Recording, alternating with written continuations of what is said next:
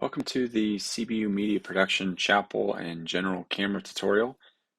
This will be a brief introduction into the different camera positions, the different uh, goals of each camera, as well as some vocabulary for both the stage and cameras. So this again is a brief introduction. You'll get a little bit more hands-on experience when you actually enter training, but hopefully this gives you a basis to go into that training and feel confident that you know the terms and what each camera is responsible for.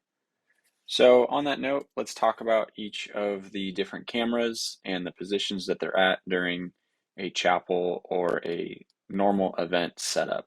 So camera one is going to be a Ikegami box lens camera. This is going to be our longest focal length, which means it can zoom in the closest to the subject. It's got a 70 times box lens on it. And then camera two is going to be that same setup, but only a 60 times lens. So a little bit shorter of a zoom length than camera one. Camera 3 and 4 are going to be identical cameras. They're over the shoulder, which means that the camera operator has the camera on their shoulder and is able to move around freely, um, whether that be on stage, off stage, whatever is required for the shot. And then camera 5 is a wide camcorder on a tripod with zoom controls. This is used for a number of different things that we will talk about in just a moment. But before we get to that, let's talk about what you should do once you arrive on site for a specific event. So these are the things that as soon as you walk in the building, you clock in, this is what you should do first. So the first thing you want to do is confirm which position you are operating for the event. There's a couple different ways to do this. The first is you can head to the front of house console. There should be a sheet of paper that has everybody who is scheduled for the event with their position on it.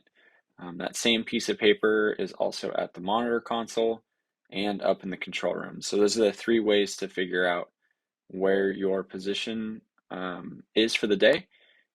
I recommend just doing the front of house console. It's going to be the first thing you walk in on the court. So that's kind of the easiest place to find it. Once you figure out which position you're on, you're going to head there, and the first thing you want to do is check in on headset with either the director or the TD or technical director. So this is really important because oftentimes we're unsure of who's here and who's not. And if somebody, doesn't show up for a shift or has fallen ill, whatever it is, we need to know that pretty quickly so that we can change our plan of attack and figure out how we can get that position filled. So it's really important that as soon as you're here, we know, check in on headset, just let us know that you're here. Once you've done that, you can kind of go into this checklist. So you've already checked your comms by checking in with the director or TD, so that's taken care of. The next thing you want to do is check your focus controls. The first thing is the back focus. This is a little bit difficult to explain over a video format, but you'll get some hands-on training into what back focus is. Essentially what it means is because the cameras have a servo, meaning they can zoom in and out using a mechanical device, the back focus is what allows the lens to stay in focus when zooming in and out on a particular subject. So we really want to make sure that that's dialed in, because if not, you're going to be fighting your focus the whole day. If you're on a camera that has a tripod, you also want to check the focus wheel. So this is how you're going to be able to control the focus with your hand controls. You want to make sure that it's functioning properly and is controlling the lens properly. Kind of on that same thread, check your zoom controls. So, whether you're over the shoulder on the tripod, make sure that, your zoom is working properly, whether that be a hand control or using the servo. And lastly, if you are on a tripod, you want to make sure that your camera is balanced, meaning that it's not leaning left to the right, left or right, and that the tripod head is unlocked. Oftentimes, newer operators will come in and they'll just start moving the camera around. This is really dangerous because the tripod head may be locked, and you could potentially damage the head by doing that. We really want to make sure that our equipment is staying, at its utmost best performance. So just make sure that, before you move anything, that everything is unlocked and is free to move without any restriction. And then once all that's done, you're basically going to stay on headset, be listening for the director to kind of tell you what you need to do, be ready for those next directions. Oftentimes, especially at chapel, once we check in and everything seems to be working properly, you'll get dismissed to go use the restroom, whatever you need to do before the event. You'll have a time that you need to be back on headset for. But we just ask you that, even if you're not hearing chatter on comm, stay on headset, because if we need to get a hold of you, that's the only way we can do it. Okay, so now that we've kind of gotten that out of the way, let's talk about some different types of framing. So here's 4 examples of kind of the standard frames. So top left is going to be your waist to head high. This is often considered a close-up. You'll notice that there's a small space between the top of the subject's head and the bottom of the top of the frame. So if you look kind of at the top of the screen, keep an eye on the distance between the top of the head and the top of the frame. That's what we're looking for. And you'll notice that the bottom of the frame is cutting the subject off kind of at the waist. This is really good framing. This helps us get the emotion of the speaker. It's also a way for us to be able to cut back and forth with our second shot, which is going to be in the top right here, head to toe. So you'll notice that the framing between the top of the head and the bottom of the top of the frame is pretty similar to the waist to head high. You want to keep that somewhat tight so that we know that we're zoomed in as much as we possibly can, with still keeping the feet in the shot. So you'll notice that the feet are kind of walking almost on the bottom of the frame. And that's going to help us track the subject a little bit better and kind of give a contrasting shot with our waist to head high shot. For other shots where we want, a bit of a artistic feel, or maybe we're trying to capture something that a subject or a speaker on stage is trying to highlight with a prop or something like that, we call that a tight shot. So bottom left-hand corner is an example of a tight shot of a guitar. This is often used with camera 3 and 4 since they're the ones to get close-ups of instruments. But if you ever hear a director kind of call for a tight shot, this is what you're looking for. You want to clearly see, especially if it's an instrument, you want to see what part of the instrument is being played. So for example, on a guitar, there's 2 parts that get played, the neck of the guitar and the actual kind of base of the guitar, the string section. So you want to make sure that both of those are in the shot. If it was a drum kit, you want to make sure you're showing which, drums are being hit and so forth. And then kind of last of the generic framing is going to be our stage wide. So that's the bottom right-hand corner. Everybody's in the frame. We can see the lighting. This was taken during COVID, so there wasn't any audience in the room, but it's the same concept once there is people in the room. We want to be able to show the atmosphere and what's happening around the room, so that if people are watching at home or online, whatever it is, they get a sense of what's happening. So those are 4 just kind of basic types of framing. You'll work within these frames, and you'll also add movement. So movement's really important because it adds depth and characteristics that aren't seen with the human eye. So it adds that extra bit of creativity to our video. So for example, on this first camera movement, this is what's called a push. And essentially that's just a zoom in. I have a video example here of this action. So you'll see the camera is slowly pushing into the subject. It's got a little bit of a pan, which we'll talk about in a second, but you'll notice that they pushed in and they didn't go too far where the frame felt uncomfortable. We still have that nice headroom at the top of the frame, and this is a comfortable shot. It's not too close on their face. We're kind of cutting just above the waist, but because the subject was so close to the camera, it made sense for this shot. But oftentimes you'll do a push and you'll end up at a waist to head high shot. The opposite of that is a pull. And so that's just a zoom out. And so in this example, you'll see an acoustic guitar and we're pulling away from the guitar. Nice and slow, nice and smooth. You'll notice that with all of these examples, smooth and steady is the best way to go. We want to make sure that we're staying distraction free. Moving on to pan, this is going to be a movement from the left to right or right to left. So essentially just on the horizontal plane.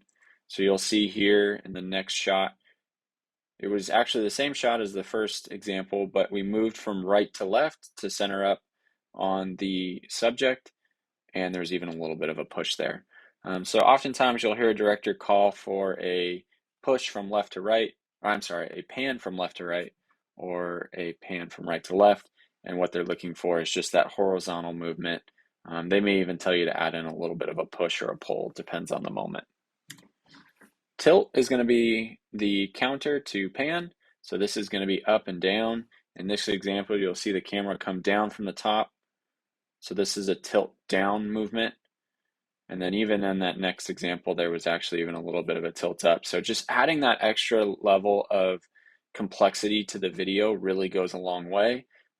Oftentimes, unless you're the close-up shot, we rarely want you to just keep the camera still. We always want some type of movement happening just because it's more pleasing to the eye when people are watching.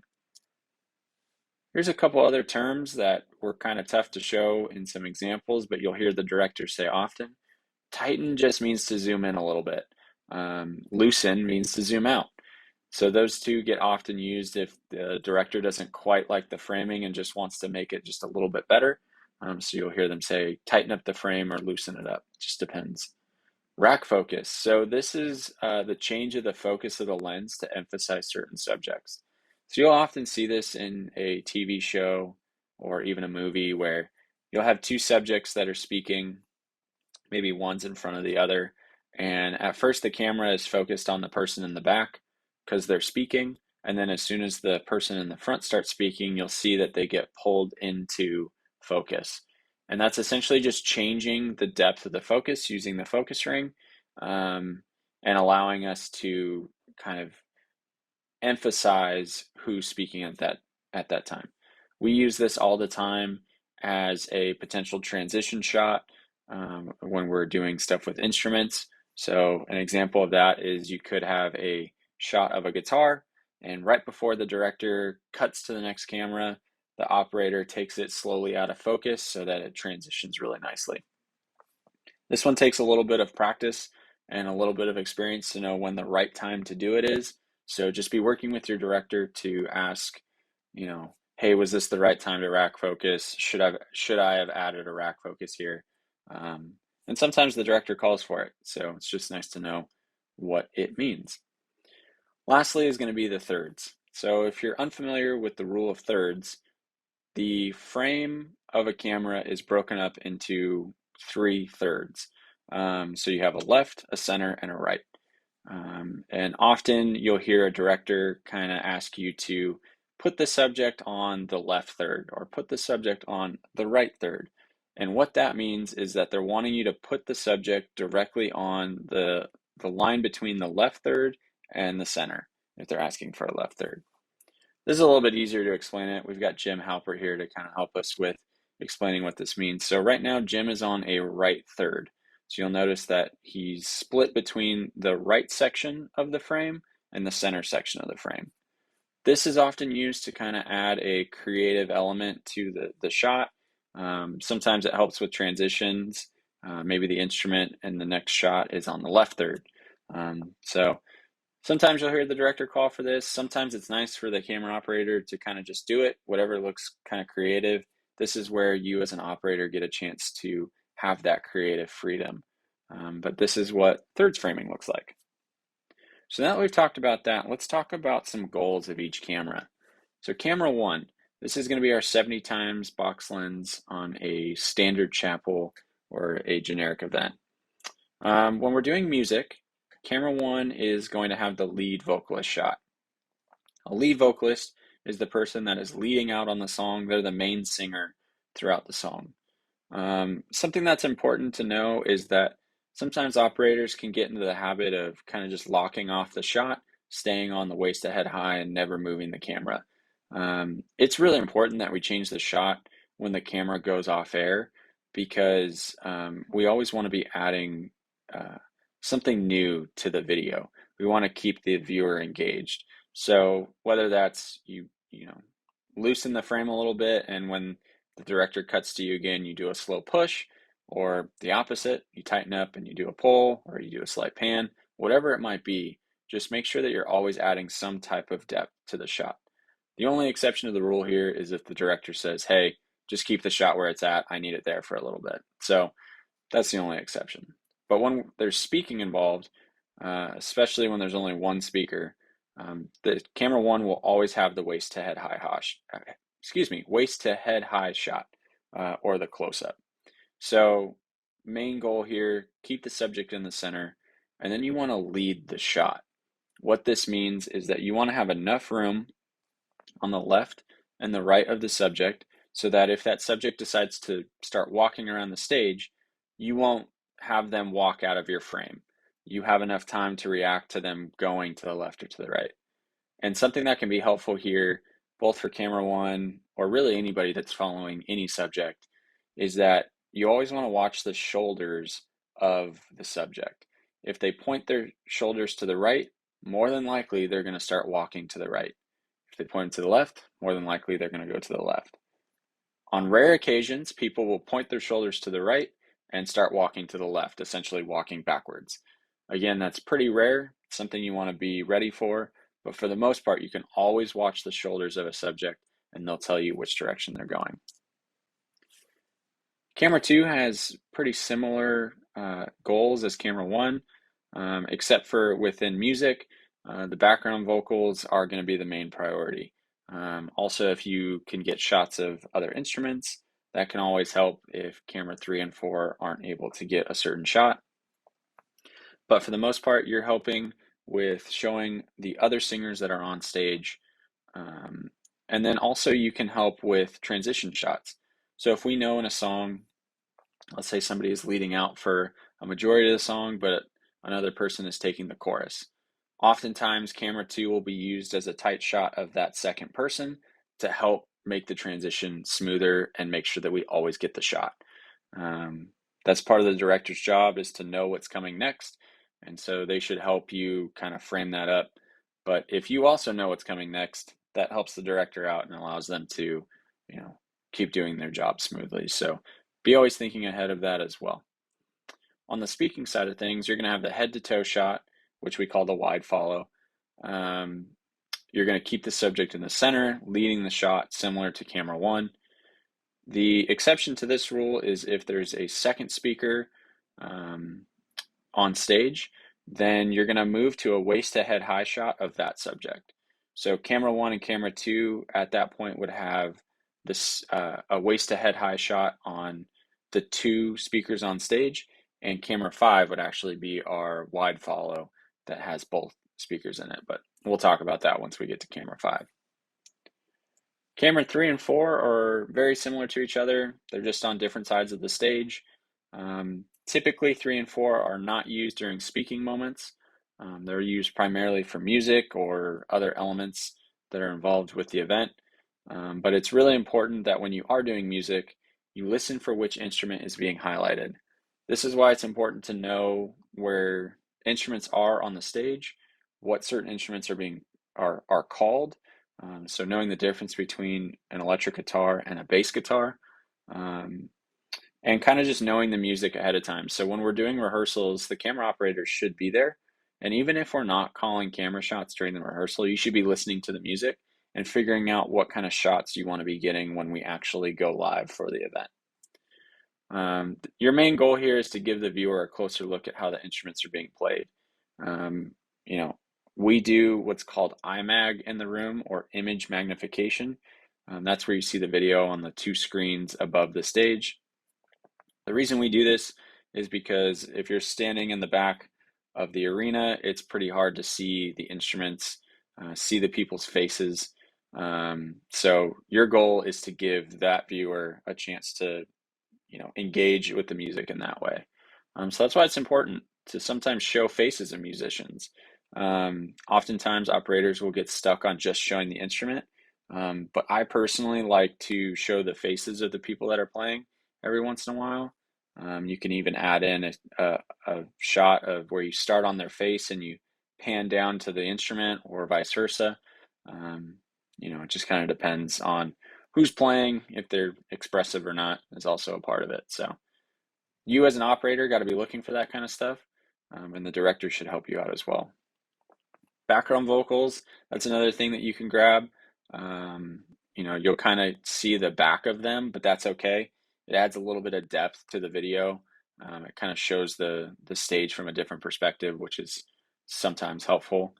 And then using focus to tell the story. We talked about rack focus already, but really making sure that one, your shots are always in focus at a certain point, but using that focus to really tell the viewer what you want them to be seeing at that time. So that's how you're going to use rack focus to best achieve what you're going after. Camera 5. Okay, so camera 5 is our kind of atmosphere shot camera. This is in the back of the room with camera 1 and 2 on a tripod. Best thing to do here is always keep this camera moving. We call this camera our safety shot. If 1 through 4 don't have a shot at that point, we'll use 5 to make sure that we're showing something on screen that is presentable. So always keep it moving, whether it's a pan, a tilt, a zoom, a combination of the 3, whatever it is, just always make sure that camera's moving. Occasionally you'll be asked to get shots of background vocals if there's a complicated song where singers are doing some, fun runs or something like that. Occasionally we'll have camera 5 grab some background vocals, but for the most part, you're staying with wide shots, showing the atmosphere of the room. And then you're also used a lot for transitions, so people coming on and off stage and so forth. Speaking, when somebody's up on stage, you're just going to do the wide shot, so you're kind of getting a shot of the stage. You're keeping the subject center, so you're always going to follow them. If 2 or more subjects come up on stage, it's important that camera 5 gets everybody in the frame. That's really difficult to show with camera 1 and 2, so 5 is the way that we handle that. And then same thing as music, you'll be used as a transition shot for people coming on and off stage. So I wanted to show a couple examples of what all of this kind of looks like when you put it all together. So the first one's going to be music. There's going to be some audio with this one, so I'll actually kind of not talk over this, but I want you to pay attention to what the cameras are doing, the types of movements they're doing, as well as how they're using focus, and try and identify where each camera would be and what that camera is doing at that time. So here's the music example. This is the truth of the gospel. There in the ground, his body lay, light of the world, by darkness slain. Come on, sing. Then bursting forth in glorious day, praise Jesus. Sing up from the grave, he rose again.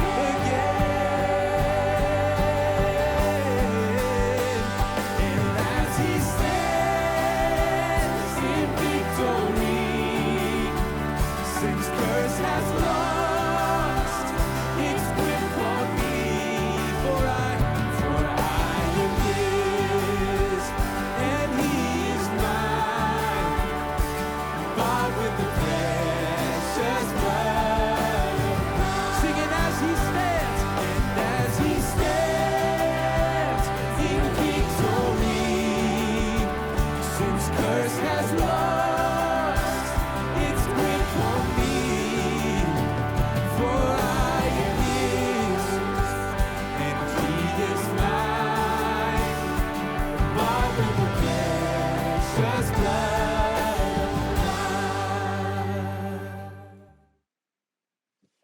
All right, so there's our music example. One of the things I wanted to point out was, if you notice when the example first started, the music was slower. You could tell that the movements from the cameras were slower. And as the music kind of picked up in tempo, the movements also picked up. So we always want to match our camera movements to the tempo of what's being played in that moment. The other thing I wanted to point out was there was great shots of BGV vocals from cameras 3 and 4. Um, that's always something that we can add in there. And then lastly is to just pick your moments. So oftentimes you want to do these fun creative moments, or these fun creative movements, I should say. But it's really important that we do them at the right time in the song and don't overuse them. So that just comes with experience, and hopefully the director can help you kind of pick those moments as well. I also wanted to show what it looks like for speaking. So this one's pretty easy. It's basically camera 1 and 2, but I wanted you to see kind of the room that they leave on left and right, how they lead the speaker walking on stage, as well as the headroom they use. And it's just to give you an idea of how we cut together these two cameras for speaking. One that created and sustains all of the universe. There is not 1 inch of this universe where Jesus cannot say, that is mine.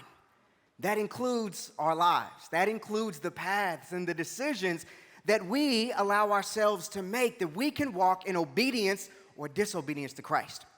And so as it relates to that same message, he is telling them that he has all authority, not as like a flex move to be abusive and to manipulate them, but rather to give them an assurance that they can take their fear, they can take their confidence, and they can give it to Christ, who will then give them assurance that their Lord will never let them down.